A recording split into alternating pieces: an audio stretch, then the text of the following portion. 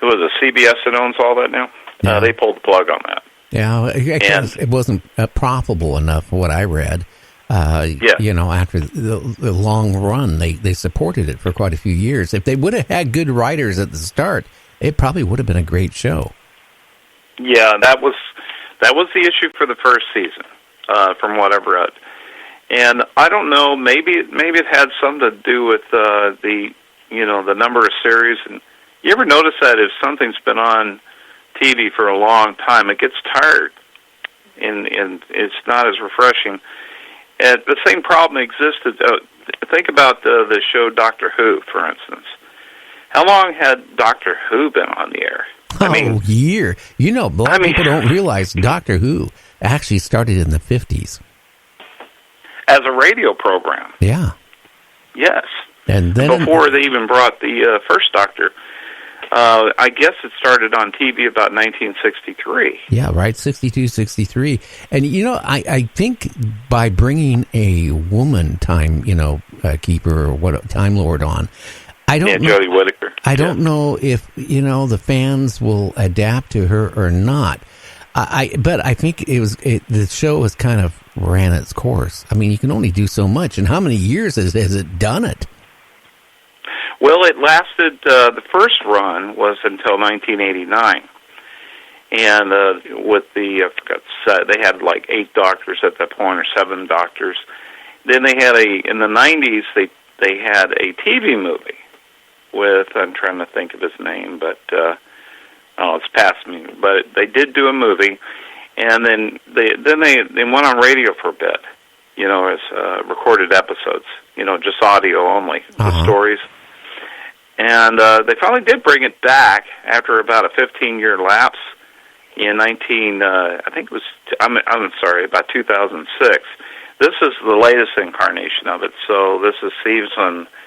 We're going into season 12, with Jodie Whittaker, who this will be her second year playing Doctor Who. So it's just different. I think there was mixed fan reactions to it. I just fell in love with the program only in the last two years. Yeah. And I don't know. I don't know how I missed the boat on that one for so long, but after I got hooked on it, now I understand why people like it so much. You know what I mean? Well, you really had to use your imagination on the show, too. Especially when you started looking at the ones that was done, in the 60s and stuff like that. I tell you, they had a very low budget. It really showed. I mean, it was their, the special effects, if any, and the costumes, right down to everything. But you got into it because the plots, and it was always exciting because what the Doctor, you never knew what he was going to do. You didn't know, and that's what made the show so good. All right. Do you have a particular doctor, which doctor that you had as a favorite one, perhaps? I like them all. You like them all? I have not had a doctor I didn't like, except my medical doctor. But I'm talking about on Doctor Who, they all been extremely good. I mean, they chose the right actors for, doing the parts. I'm partial to David Tennant and Matt Smith, probably the two best ones recently. Of the newer incarnation of the show that I liked. I mean, I don't know, just their quirkiness, their spontaneity, and all that just made it pretty cool. Oh yeah. Now, did you listen to the show last night with the guests? We were talking about the back roads of Michigan and all that stuff. You know what? It's the one show I didn't get a chance to listen to thoroughly. Because I think it cut it short about a half an hour, and I had a lot of stuff going on. I had to rush back here and just change things on the station. But go ahead. Now you're going to make me want to. Now I missed something that perhaps I should have listened to. Well, I'm going to get him back on because halfway through the show, it was just interesting that he found through another person this rock. And you can go on to my website and check out the guest, go on to his website. It's this rock. It's like 4,000 to 8,000 years old, and it has these carvings in it of of knights and all this stuff in this little rock. It's about maybe the size of a quarter, and it was found near Lake Erie, I believe, or something like that.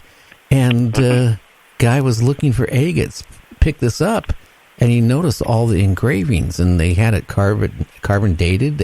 They have taken pictures of it. Very interesting how it got where it did. I don't know if it was brought over by Vikings or, brought over by something or another group of people we don't even know about. But it was really interesting. We talked about that. And then we started talking about eerie things in Michigan. That's one place I would really like to go for looking like for Thunderbird and things like that, because of all the swamps, and the state probably has a lot more forests than we do, and even in our state.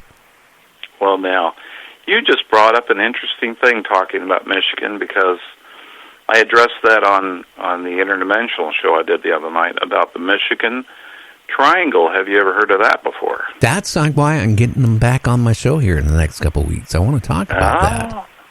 That is yes. I did a presentation on the Michigan Triangle, and they seem to correspond with the ley lines, just like I use an overlay on Google for these ley lines, and these are the ones that show the incredible density of them down, like let's say the Bermuda Triangle, or especially in the Giza Plateau, where the pyramids are. And when you look at the map and you go up around Michigan, Wisconsin, you can actually see these intersecting lines are concentrated up there as well. So it wouldn't surprise me if there's all sorts of strange activity going on up there. Oh, yeah. And why don't you explain a little bit about the triangle to the listeners that don't have the foggiest idea what we're talking about? Well, what it is there's these energy lines that go across the entire Earth, and some of them are single lines that go across certain areas, and even those areas that have those lines go over tend to have higher paranormal activity. In my opinion, it's what we call the veil, or the veil between dimensions. Well, if you believe in that. But from my research, it's some kind of veil between the spirit world or the dimensional world, or whatever you want to call it, gets thin. And there tends to be more reports of different kinds of activity in those areas. Sometimes these lines, they don't always go straight. They go in other patterns. And what happens is they intersect. And in the Michigan Triangle example, they intersect in each other in such a way that it forms a triangle. And there's a certain density of those lines there. So that's why we call it the Michigan Triangle. Interesting. And it's been reported that there's been people missing, just totally walking. Now, I can't verify this exactly, but I do remember a case of someone walking in the snow. Footprints go to a certain point in the snow, and they stop. Totally disappear off the face of the earth, not a trace. And I think this one individual that was gone, who they thought was, totally vanished, shows up 8 months later without any knowledge of where he's been in another part of the country, suddenly. So, that's why I was focused on portals at that point, interdimensional portals. Little doorways that you might accidentally walk through if you just hit it just right. Yeah. Get into a particular ley line situation or a particular time of day or year, or the conditions are just right, and there you go. Yeah, I could have and I'm just wondering about the portals, if they're changing much because of the Earth. What I just read, the Earth is kind of tilted on its axis a little bit, and that's what's causing some of the strange things that's going on with our climate. But our magnetic field is like shifting so fast. It's not going to be too long where it's in the UK. It's just crazy. But I'm just wondering, like things like cryptics, portals, and all this stuff, if it's going to affect, that. Because, could you imagine, who knows where portals could start opening up at? There's so many possibilities of explanations for a lot of this. And my mind just spins on some of this information because I'm been cursed with the ability to read something or watch something, and it stays registered in my mind. So you can imagine, over about 10 years of research on YouTube or looking at all this information, it's just, oh my goodness, I try to I try to correlate this information so that there's similar patterns of information that kind of lead me to think that that's the truth about certain things. And one of them might be the Earth is doing its weird wobbling thing right now. Like that means the magnetic poles are shifting a little bit. So you're kind of wondering what's causing this. Okay, is it just something that happens like on these regular long cycles to the Earth? We talked about the 3,600-year cycle associated with the Nibiru. And the fact that our sun is actually in a binary star system, and I think Nibiru is a planet that this other star, or what they call a red dwarf star. Yeah, but you know what? In the news, they're now coming and saying, well, that might not be a planet. It could be a black hole. Well, that could be even worse, couldn't it? Yeah, and it could I be. mean, what's associated with a black hole normally? What kind of force? Extreme gravitational forces. Yeah. That will pull and yank on a planet's gravitational field. Right now in our solar system, there's like 3 black holes that are kind of like converging on themselves. But they're saying now there's something by the sun. For a long time they kept saying, "Oh, it's like this Planet 9 or whatever." Now I just read, it was like yesterday I read it, that no, the scientists are starting to think, no, it's a black hole, and it's the size of the black hole is really small. But then as it grows and absorbs stuff, it gets bigger and bigger and bigger as it tears stars apart and planets.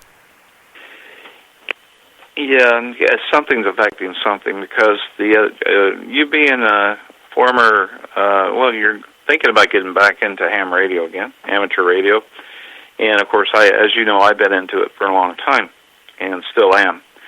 One of the things that we rely on sometimes is this 11-year sun cycle of sunspot activity. Yeah, which it hasn't. So there's really a solar done. maximum and minimum, and for some reason, the last couple of cycles, it's just been a no-show.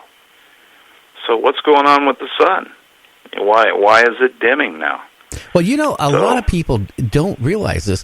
I was talking to a scientist on my show a year ago, Sam, and when you bring this up to people, they look at you like, "Oh man, this guy's crazy." But when I was a kid, the sun seemed a lot brighter. You go out at like 12 o'clock, 1 o'clock, 2 o'clock, 3 o'clock. It seemed to be brighter than it is now. The sun is not, the color of the sun actually too is kind of changed a little bit. Yes. So it's not yellow anymore like it used to be. No, it's white. Yes. I mean, what's up with that?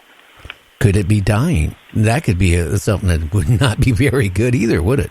Well, if the sun dies, then it's been nice knowing you, Gary. Don't worry about that. If the sun dies, it's no worse than an asteroid hitting the Earth or a comet coming by. And I know. It's not like we have a choice in what to do about it, do we? It's like going to the casino and playing craps. One of these days you're going to hit the wrong thing. And we've been very lucky. Seriously, we haven't had a major hit since early 1900s in Russia, where it took out a couple 100 miles from a comet coming in and slamming in and taking, a big area out like a nuclear bomb. I mean, that's the type of force. I mean, we've been lucky. We really have. Well, we had a close call with Halley's back in the early 1900s. I mean, I think it was about 1911, 1912. That was pretty close. But, and sometimes if these comets get a little bit too close, they can actually also affect gravitational pull as well, I think. Hell, I think it could, and it also could take the Earth and move it a little bit more off its axis. And that's where, we're going to go a break, but that's where I'm really concerned right now, what's happening to our planet. Right now, if you turn on the news,